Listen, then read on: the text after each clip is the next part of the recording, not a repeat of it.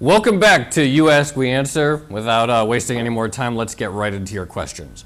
The first one comes from M. Klassen, who asks, there's a question about the site itself. He says, what is the difference in purpose of the different pages, i.e. cluster stock, money game, etc.? More often than not, they have the same stories in different order. Basically, well, I think the best way to think about it is we're trying to segment the articles into the verticals that people want to read it. So there are some people who just want to read the investing stories. They're just ones related to money, the economy. Those are on Money Game.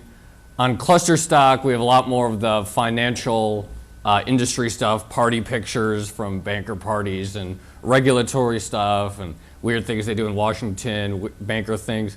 Basically, stuff that investors aren't really interested in. However, a lot of the people interested in the Wall Street stuff are also interested in the investment stuff, so there's still a lot of cross-posting. Over time, however, we'd expect them to start to look very differently as the audiences sort of segment themselves based on their interest. But right now, even though there is a lot of cross-posting, I think it's still very useful in the sense that you can really carve out just what interests you. Hope that helps. The next question comes from CU Writer, who asks, do you actually ever sleep? You're posting timestamps and Henry's anecdotes make it seem like you don't. I actually got like 9 hours of sleep last night, so yes. I think I went to bed at 9 and I woke up at 6. Sometimes I don't sleep very much, but I'm going to try and actually ease back on that just a little bit. Do you have any financial training at all? What made you want to be a financial, quote, journalist? I really like the quotes there. It's funny, I actually do have a little bit, which is, first of all, let's just say, a lot of financial journalists don't have any at all. It's just, a lot of people come from journalist backgrounds or they reported about other stuff. So right off the bat, even if I didn't have any whatsoever, I think that'd be okay. But I actually do. I worked for a portfolio management company for a while and got a lot of familiarity with markets and stocks and how to read a balance sheet and look through SEC filings and read trade publications to understand industries and stuff like that. So I actually do have a little bit. But that's fine if you want to call me a journalist in quotes. Are you surprised that all of this TARP money is being paid back so quickly? Yeah, this question comes from Gordon. Yeah, I'm really surprised. I think everyone is. And I think anyone who really thought that by December of 2009 it would all be paid back, well, I just don't think there are very many people who thought that. Everything about this recovery has been surprising. No one thought the stock market would come back as fast as it did.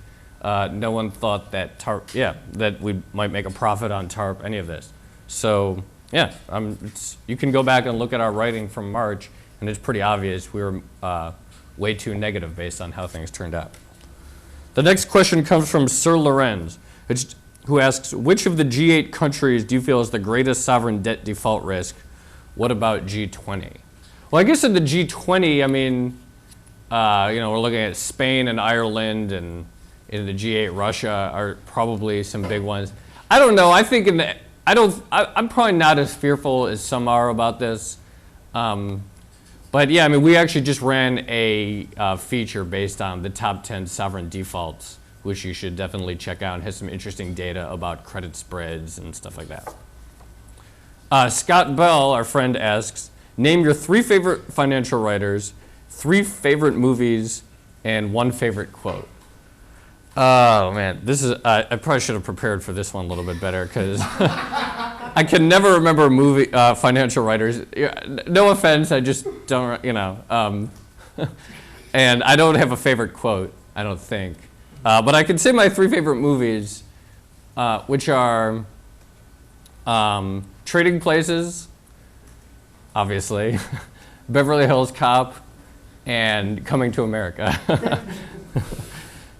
The great trilogy, the great Eddie Murphy trilogy of the 80s. And it's not to say I dislike any other financial writers or ignore them. I've just never really thought of them in terms of favorites. So sorry about that.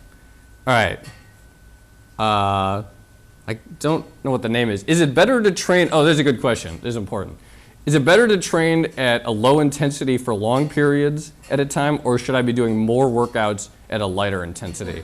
I think you missed another option, which is a few short, high intensity workouts, which I think is the key. So basically, my approach to fitness training is like put yourself in the mind of the caveman before we had this society where everything was so ordered, and think about what their day was like. Lots of periods of very low intensity walking around, coupled with extremely intense bursts when the mastodon was coming and they had to hurl a gigantic rock at it. So that's what you should think about during your day. Most of the day, relax and take it easy, and then when you go to the gym, just go all out, skip the cardio, just like go straight to the weights. And within reason, you don't want to injure yourself, but be very intense, get out of there in 20 minutes, you'll feel great. And then the last question is, how many of each should I do? Oh, what, another fitness question? Seriously? How many of each should I do each week? Does stretching do any good? I don't know. I've never been much of a stretcher. Sorry, I didn't mean to have those last two directly. Anyway, that's it for You Ask, We Answer. Tune in again next time. Send in your questions. Thanks a lot.